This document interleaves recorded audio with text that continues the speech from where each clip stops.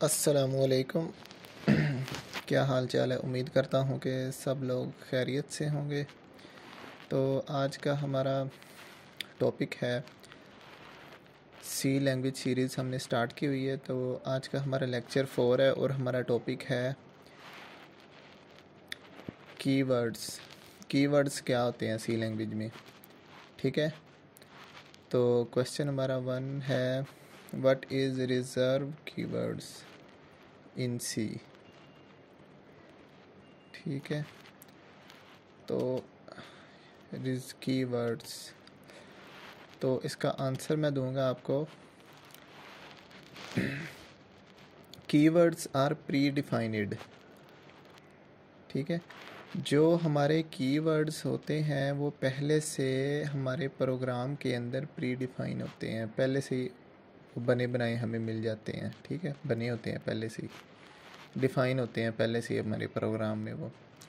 Reserve words use in the programming that have special meaning to the compiler. तो जैसा कि मैंने आपको कहा कि ये जो कीवर्ड्स होते हैं ये हमारे प्रोग्राम में पहले से ही जो है बने होते हैं और इसका कोई ना कोई स्पेशल मीनिंग होता है, ठीक है। स्पेशल पर्पस के लिए होते हैं। Keywords are part of the syntax and they can not be used as an identifier. तो क्या होता है कि ये जो हमारे कीवर्ड्स हैं ये, जैसा कि मैंने पहले भी बताया, हमारे जो है प्रोग्रामिंग के अंदर पहले से प्री डिफ़ाइन होते हैं। इनका कोई ना कोई मकसद होता है, पर्पस होता है, कोई ना कोई फंक्शन होता है, काम होता है इनका, किसी न किसी मकसद के लिए बनाए होते हैं। उससे हटकर हम इसे नहीं यूज़ कर सकते, ठीक है। और ना ही हम उसे एज आ आइडेंटिफायर यूज़ कर सकते हैं, ठीक है। आइडेंटिफायर आप कह सकते हैं या नेम कह सकते हैं इसको आप, आइडेंटिफायर और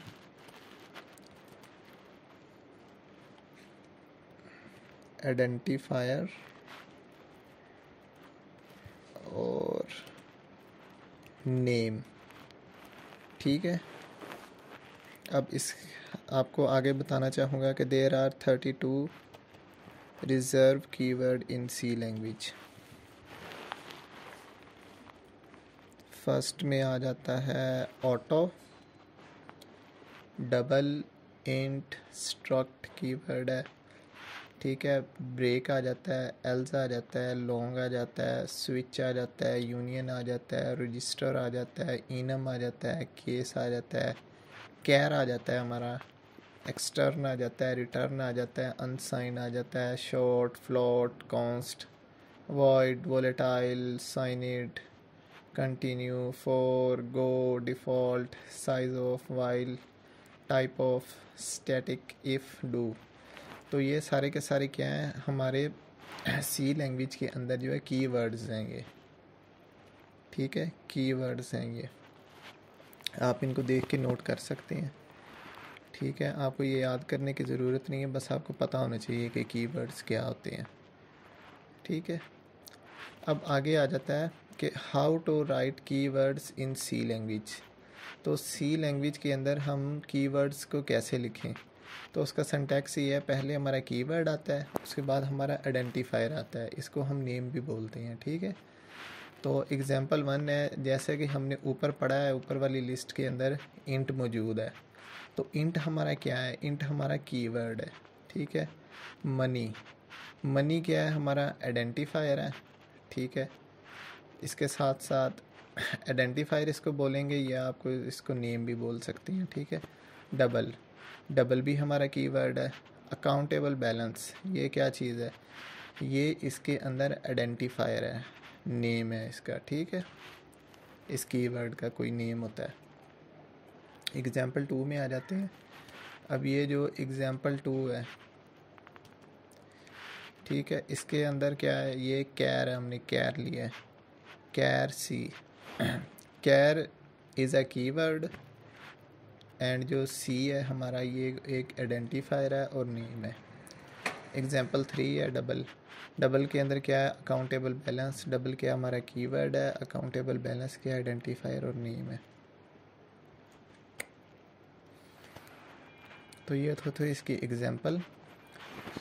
तो wrong way to write keywords, keyword जो है ना, ऊपर जो 3 एग्जांपल हैं ये ठीक है, और जो नीचे मैं अब बताने जा रहा हूँ ये गलत तरीका है कीवर्ड को लिखने का। होता ये है कि आप अब ये अगर इंट कीवर्ड है, इसके साथ आइडेंटिफायर की जगह आप अगला कोई कीवर्ड नहीं लगा सकते, तो ये गलत हो जाता है। अब इंट कैर, ये गलत तरीका है कीवर्ड को लिखने का। ऑटो एक कीवर्ड है, डबल भी एक कीवर्ड है, साइज ऑफ, वाइल, ठीक है। तो ये तीनों तरीके जो हैं वो गलत हैं। इसकी जगह पे ये होना चाहिए कि अगर हमने साइज ऑफ लिखा है तो आगे इसको कोई ना कोई नेम देना चाहिए, आइडेंटिफायर आना चाहिए, कोई भी आप दे सकते हैं। जैसा कि अब मेरा नाम उस्मान है, तो मैं कैर आगे आइडेंटिफायर जो है उसके आगे मैं अपना नेम दे सकता हूँ उस्मान, तो ये ठीक होगा, CHAR कैर, और आगे आइडेंटिफायर क्या है उस्मान, और आगे ये सेमीकोलन। तो अब ये तरीका ठीक है। तो इसके बाद हम देखते हैं क्वेश्चन नंबर 2 क्या है हमारा। A basic note, a basic C program is made up of string literals, keywords, symbol, constants and identifiers. String क्या होता है? स्ट्रिंग होता है कम्बिनेशन ऑफ करेक्टर। U एक करेक्टर है, S एक करेक्टर है, M एक करेक्टर है, A जो है लिखा है राइट किया ये एक करेक्टर है, N भी एक करेक्टर है। तो ये सारे करेक्टर मिलके क्या बना रहे हैं? एक नेम बना रहे हैं उस्मान। तो ये क्या है? स्ट्रिंग है। अगर मैं इसको अकेले को लिखूँगा U, तो अकेला U क्या, मेरा एक करेक्टर है, ठीक है। स्ट्रिंग लिटरल्स क्या चीज़ है, ये आपके सामने एग्जांपल दी है, ये हैं हमारे स्ट्रिंग लिटरल्स। हेलो वर्ल्ड जो लिखा हुआ है। कीवर्ड्स हैं जो ऊपर हमने अभी पढ़े हैं 32 जो हैं वो हैं। सिंबल्स भी होते हैं इसके अंदर, सिंबल्स से बना होता है ना हमारा C प्रोग्राम। तो ये देखें इसके अंदर ये कुछ सिंबल्स हैं, ये एक सिंबल है, ठीक है, ये एक सिंबल है, ये ब्रैकेट एक सिंबल है, ठीक है, ये कॉमा जो है सेमीकोलन एक सिंबल है, ये स्टेरिक इसको बोलते हैं, इक्वल टू एक सिंबल है, हैश एक सिंबल, ठीक है। तो ये इन सब चीज़ों से मिलके बना होता है। आइडेंटिफायर्स आर द नेम्स, ठीक है। आइडेंटिफायर जो होते हैं हमारा वो वेरिएबल नेम होते हैं। कांस्टेंट क्या होते हैं? ये जो हमारे गिनती होती है 1 2 3 4 सो जो भी है, तो उसको हम एज अ कांस्टेंट यूज़ कर सकते हैं। तो बस यही है, आज का हमारा लेक्चर यहीं पे ख़त्म होता है। तो बताने का मकसद ये था कि 32 कीवर्ड्स हैं C लैंग्वेज के अंदर। ऑटो, ब्रेक, केस, कैर वगैरह वगैरह, फ्लोट हो गया, शॉर्ट हो गया, इन सब का कोई ना कोई मकसद होता है। ये उस ख़ास मकसद और ख़ास पर्पज़ के लिए इस्तेमाल होंगे, उसके अलावा नहीं हो सकते। और ये हत्ता कि ये आइडेंटिफायर की जगह पे भी नहीं इस्तेमाल हो सकते। अगर मैं लिखूं यहाँ पे इंट लिखा है ना, तो इंट हमारा क्या है? एक कीवर्ड है जो कि इस लिस्ट में कहाँ पर है, ये रहा इंट हमारा एक कीवर्ड है ये, ठीक है। अब हमने इस इंट को कोई नेम देना होता है, आइडेंटिफायर कुछ भी दे सकते हैं आप, जैसा कि मैं दे देता हूँ इंट दे देता हूँ S, तो S इसका एक नेम है बस। तो अगर मैं इसके सामने लिखूँ इंट ऑटो, तो ये आप क्या कर रहे हैं? हमने क्या पढ़ा है? आइडेंटिफायर जो होता है उसका एक कोई जो कीवर्ड होता है हमारा, उसका कोई ना कोई आइडेंटिफायर होता है, नेम होता है उसकी शनाख्त के लिए। तो हम आइडेंटिफायर जो है इंट, इसके आगे हम एक और जो है आइडेंटिफायर जो आना होता है उसकी जगह पे हम नहीं कीवर्ड लगा सकते, ये गलत हो जाएगा, ठीक है। तो अच्छा तो यही है कि हम इसकी जगह पे कोई ना कोई इसको नेम दें, जैसे इंट A। तो अब ये ठीक है। तो उम्मीद करता हूँ आपको मेरी बात समझ आई होगी।